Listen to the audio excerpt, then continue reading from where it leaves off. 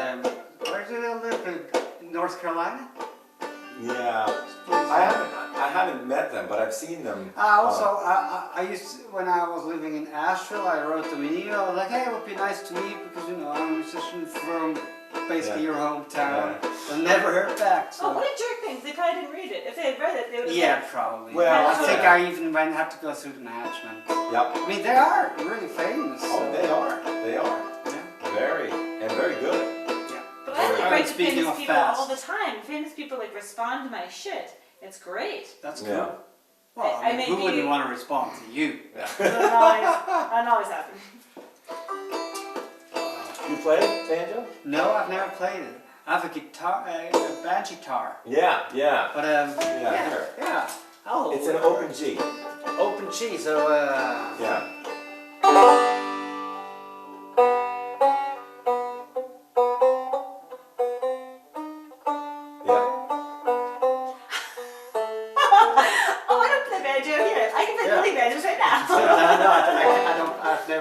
Actually, I don't think I've ever really had a banjo in my hand. So, what are the chords?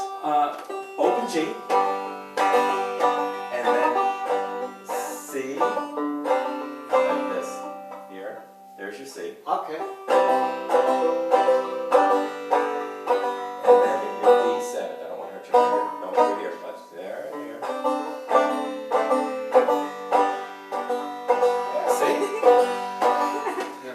He's got the rhythm down.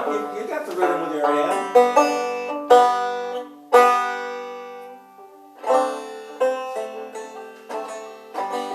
That's one of the things I'm guilty of. I get more people with a banjo in their hand, and before you know it, they're buying a banjo. Yeah. And of course, every fret, if you just bar it, is a chord. Yeah. Right. Right. So if you go down to your 5th fret, that's your C. And go down to your 7th, that's your D. And all the way up to the 12th is your octave. Oh, that's cute. That sounds like a ukulele. Yeah.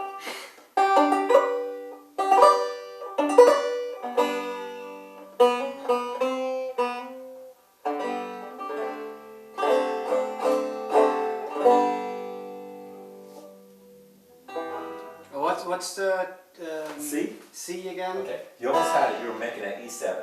So Oh. here's there. Oh, okay. There. That's your D. Yeah. And yeah. Nice. Yeah. Yeah. I'm sending a picture to Sarah and we're switching up. Is this okay? Yeah. I'm sure. Converted. And when you really, get that hand going.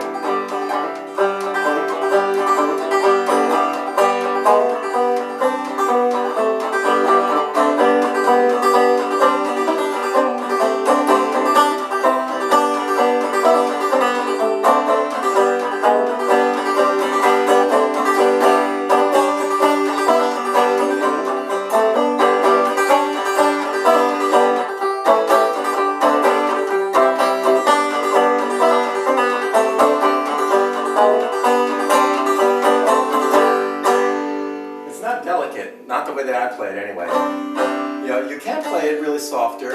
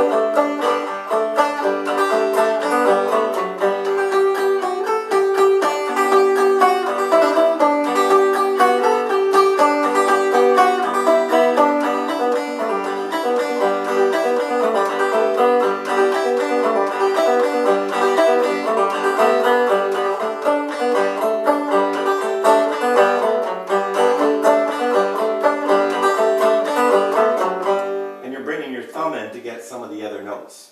Okay. You know, Yeah. so you have your basic rhythm, and then sometimes you're bringing in your thumb.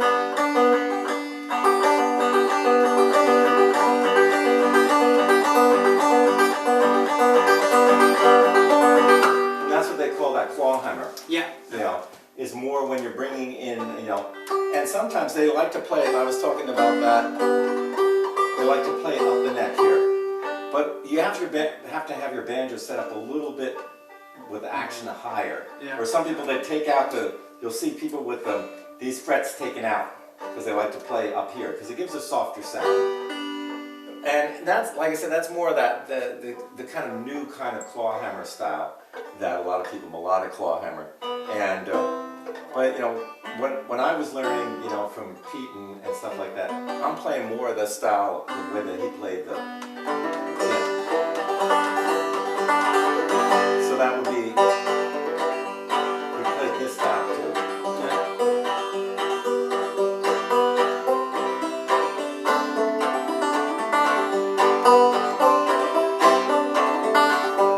If you want to get to heaven, let me tell you what to do. Gotta grease your feet in a little mutton stew. Slide right out of the devil's hand and ooze your way into the promised land. Take it easy, boys. Go greasy. What do you got?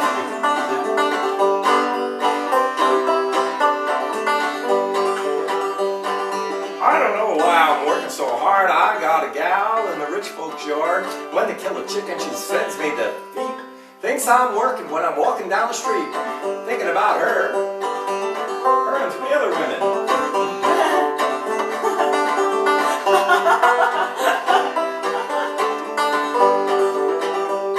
I haven't played that in years. That's the old Talking Blues. A song by Woody.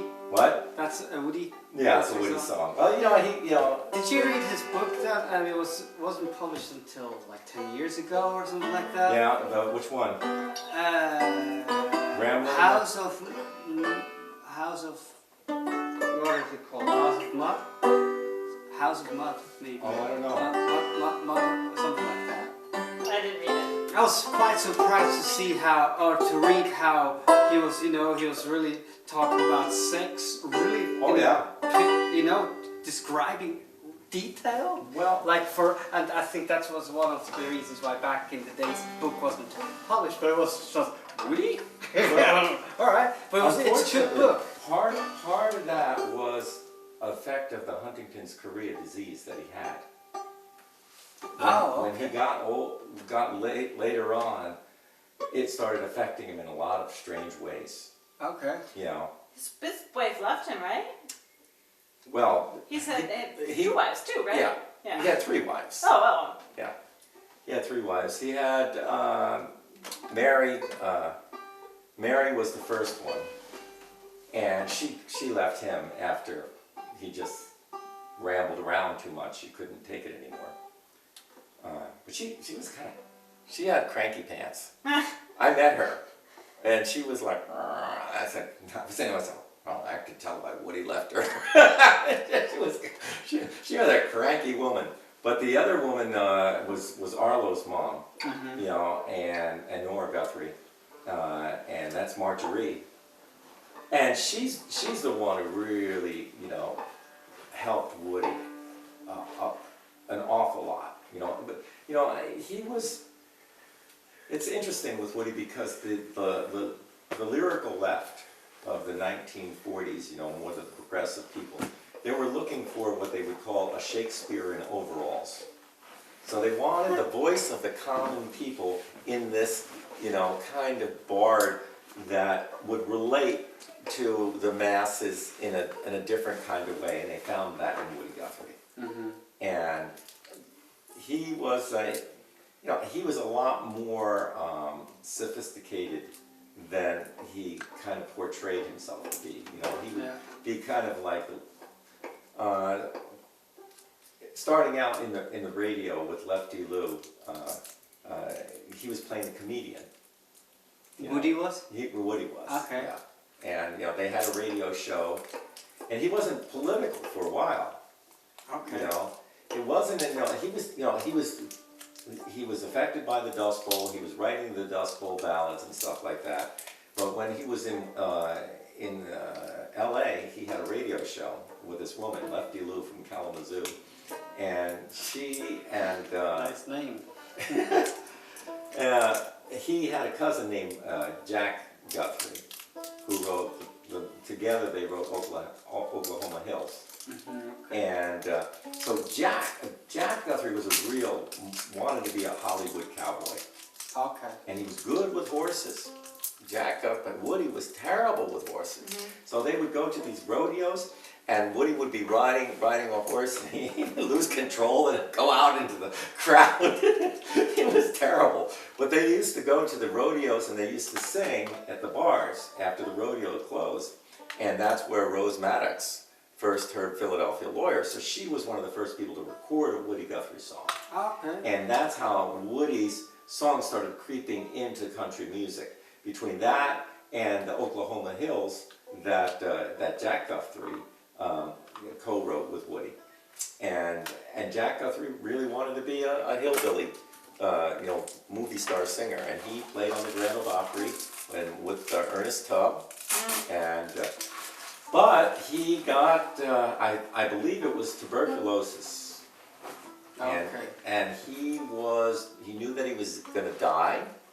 And he was at the last... Scary. Yeah, at the last moments of his life, he was recording his songs.